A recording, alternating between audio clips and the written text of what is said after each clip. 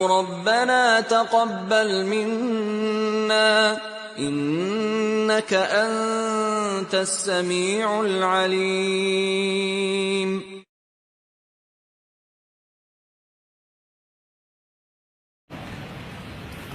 Dalam sebuah riwayat yang sahih diriwayatkan oleh Tabarani, Nabi SAW bersabda kepada sahabat yang mulia Sa'ad bin Abi Waqqas radhiyallahu anhu.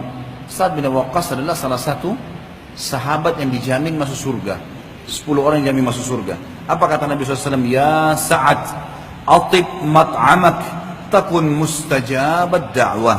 Wahai Sa'ad, perbaikilah makananmu, sumbernya, jenisnya. Perbaiki makanan dan minumanmu, niscaya doamu terkabul. Jadi kalau ada jelas ini makna lawannya hadis ini, kalau ada orang yang bilang, Ustaz saya sudah bertahun-tahun berdoa belum dikabulkan, salah satunya perhatikan, makanan dan minumanmu sudah halal atau enggak? Dan ingat, tidak butuh seorang mukmin dengan yang haram, teman-teman sekalian. Kita tidak butuh sama sekali. Kenapa? Karena sesuatu yang haram sifatnya lebih sedikit daripada sesuatu yang halal. Saya sudah sering menyampaikan dalam tablik akbar kita, di antaranya adalah kalimat yang saya bilang, contoh Allah haramkan babi. Jangan makan babi ya. Lihat gantinya, sapi, kambing, ayam, kuda, kelinci, semua hewan yang ada di air halal. Yang haram sedikit, yang halal banyak. Nggak boleh minum khamar ya. Allah ganti susu, madu, sirup, banyak gantinya. Lalu untuk apa kita masuk ke ranah zona yang haram ini? Cari zona yang aman. Sang pencipta memberikan kepada kita. Jangan zina ya. Allah ganti dengan nikah. Silahkan lampiaskan biologis dengan cara itu. Tinggal lamar, diucapkan oleh walinya, saya nikahkan kamu, dan dia mengatakan saya terima nikahnya. Selesai. Bisa melampiaskan, bahkan digantungkan pahala yang besar. Lalu untuk apa terjerumus pada yang haram? Nabi SAW juga bersabda dalam hadis yang sudah masyhur. Hadis ini diriwayatkan oleh Imam Muslim. وَقَدْ ذَكَرَ الرَّجُلُ يُطِيلُ السَّفَرَ أَشْعَثَ أَكْبَرَ يَمُدُّ يَدَيْهِ إِلَى السَّمَاءِ يَا رَبِّي يَا رَبِّي وَمَطْعَمُهُ حَرَامٌ وَمَشْرَبُهُ حَرَامٌ وَمَلْبَسُهُ حَرَامٌ وَغُذِيَ بِالْحَرَامِ فَأَنَّ يُسْتَجَابُ لِذَلِكَ.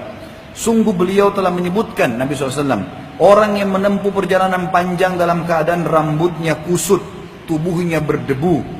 Ia mengangkat kedua tangannya seraya mengucapkan, wahai Rabb, wahai Rabb, wahai Sang Pencipta, wahai Sang Pencipta. Allah dipanggil sama dia. Sementara makanannya haram, minumannya haram, pakaiannya haram, dan diberi makanan dari yang haram, maka bagaimana mungkin doanya dikabulkan?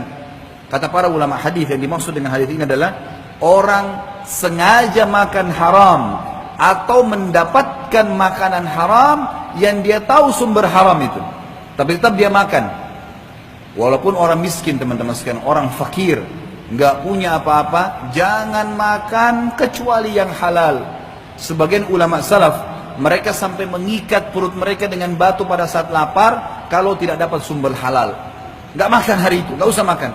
Kalaupun saya mati, mati dalam keadaan mulia, daripada saya harus memasukkan sepotong makanan yang haram. Kata beliau, perhatikanlah, semoga Allah merahmatimu. Pengaruh makanan haram dalam menghalangi terkabulnya doa. Apa daya seseorang ketika sebab-sebab langit terputus darinya? Ia mengangkat kedua tangannya ke langit saat sedang sakit mengharapkan kesembuhan dari penyakitnya, saat ia berada dalam kesusahan dan mengharapkan kelapangan darinya, dan saat ia berada dalam duka yang mengharapkan kelapangan darinya. Ia mengangkat kedua tangannya dengan mengiba kepada Rabb agar dihilangkan kesusahannya dan dilapangkan dari kesedihannya, sedang pintu-pintu langit ditutup karena ia makan haram. Maka bagaimana mungkin doanya akan dikabulkan? Andai kata tidak ada dalam keharaman kecuali kerugian ini, niscaya sudah bisa menjadi penjerah dan penghalau terbesar untuk tidak makan yang haram. Karena itu, perbaikilah makananmu, niscaya doamu akan dikabulkan. Dan janganlah tutup pintu-pintu langit dengan makan keharaman, karena engkau butuh kepada Rabbmu dan engkau tidak pernah tidak butuh kepadanya.